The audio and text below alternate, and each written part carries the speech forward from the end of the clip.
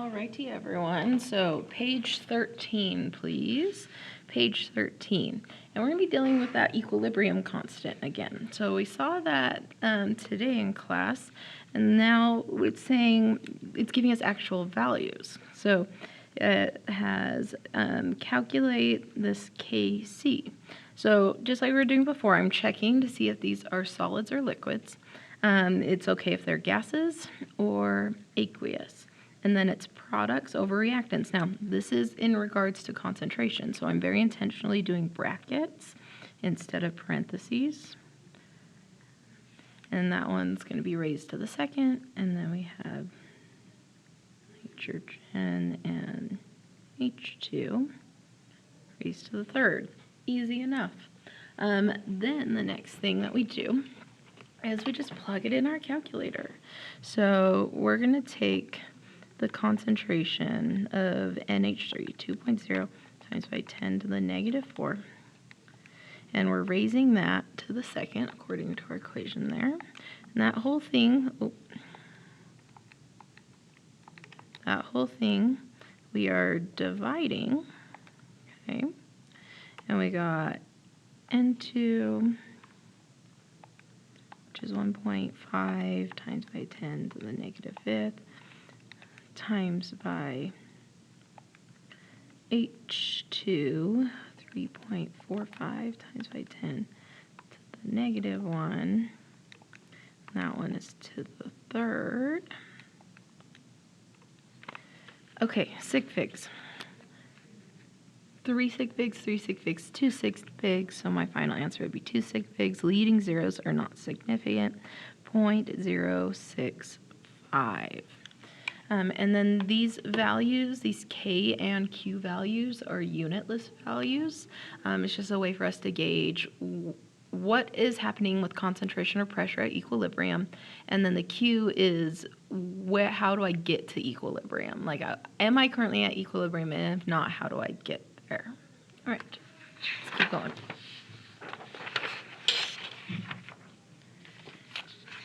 Turn to page 14. We're going to go to the bottom here.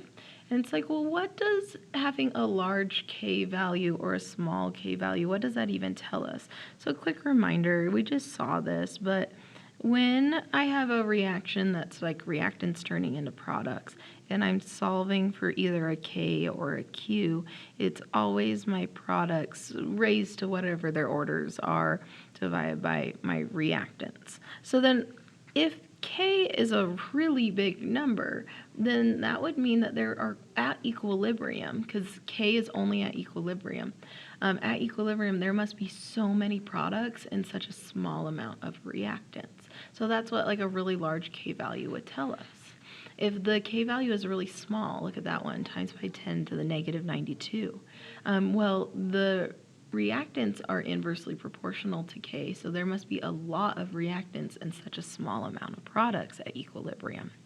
When we have a comparable number for our K value, then we have relatively equal amount of reactants and products. And so we're ranging anything from like 0.01 to like probably 100, 200, maybe 150, somewhere in there. That would give us relatively comparable amounts of reactants and products at equilibrium. All right, so with this in mind, we have, this is hard. We're going to have to do this one.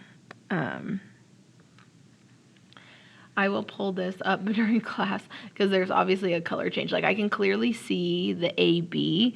Like I have 1, 2, 3, 4, 5, 6, 7, 8, 9, 10, 11. Maybe we don't need to.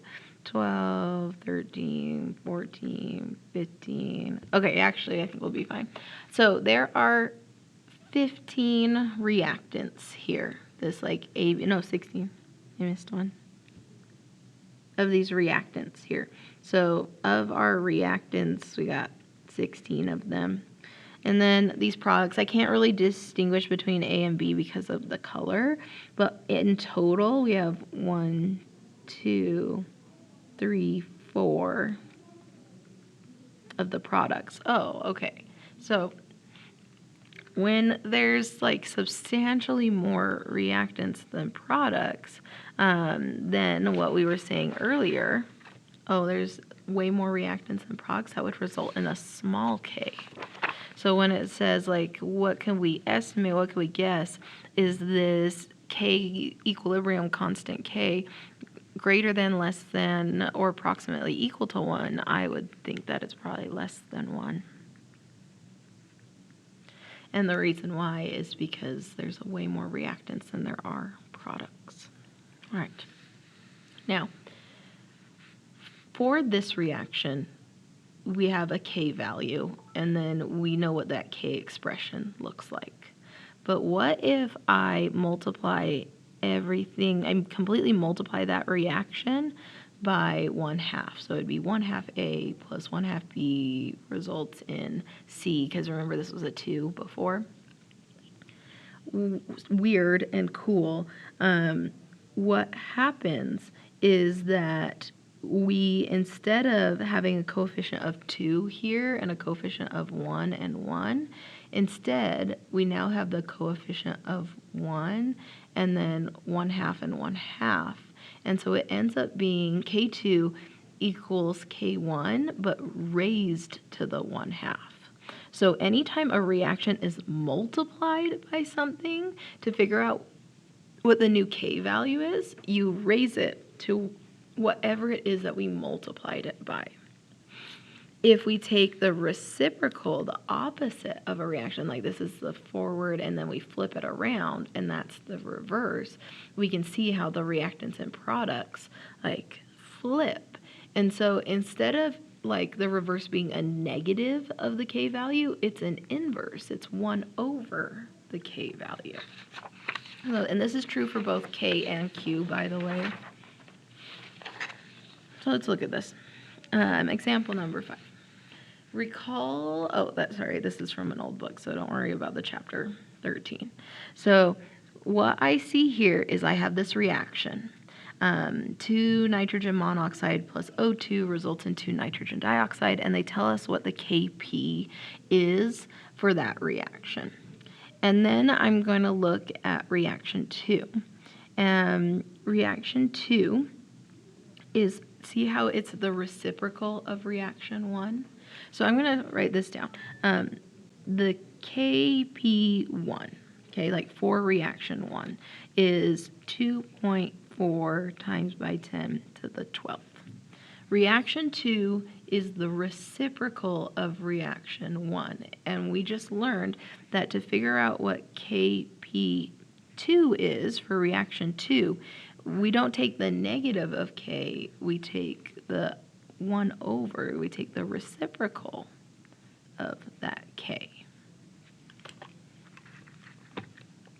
So if I do 1 divided by, and make sure you put parentheses on the bottom because we need this whole thing to be in the denominator.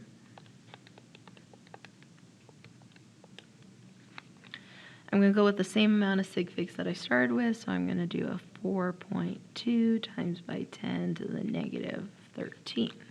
All right, now let's see what we're doing next. What is the Kp value for a reaction? Okay, so then here's our new reaction. And notice that it's the same as reaction 1, except that we've multiplied everything by 1/2. If I take reaction 1 and I multiply all the coefficients by 0.5, then that's what we would get here.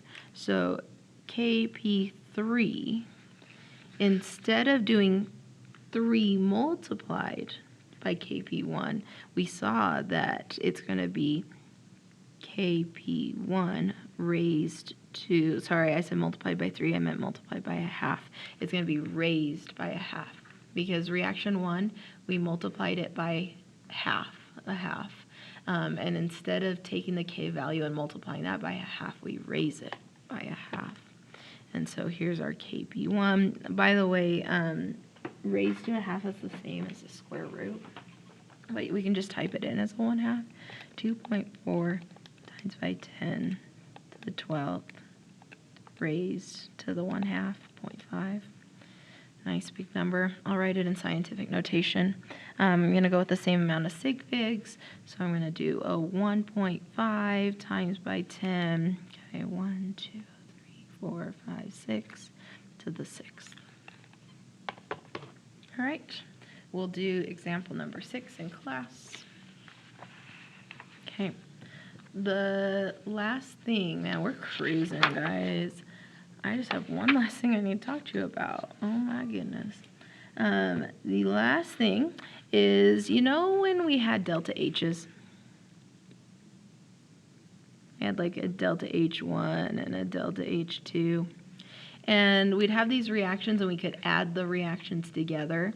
And to figure out what this new delta H is, like the delta H3, it would be the delta H1 plus the delta H2. K's are going to be different, and that's like kind of what we're noticing. The delta H's are different than K values. When we had delta H's before and we took the inverse, we made them negative, but for K values, we do 1 over the K value. When we multiplied like a reaction by 2, then we would multiply a delta H by 2, but the K value, we would like raise it to the second.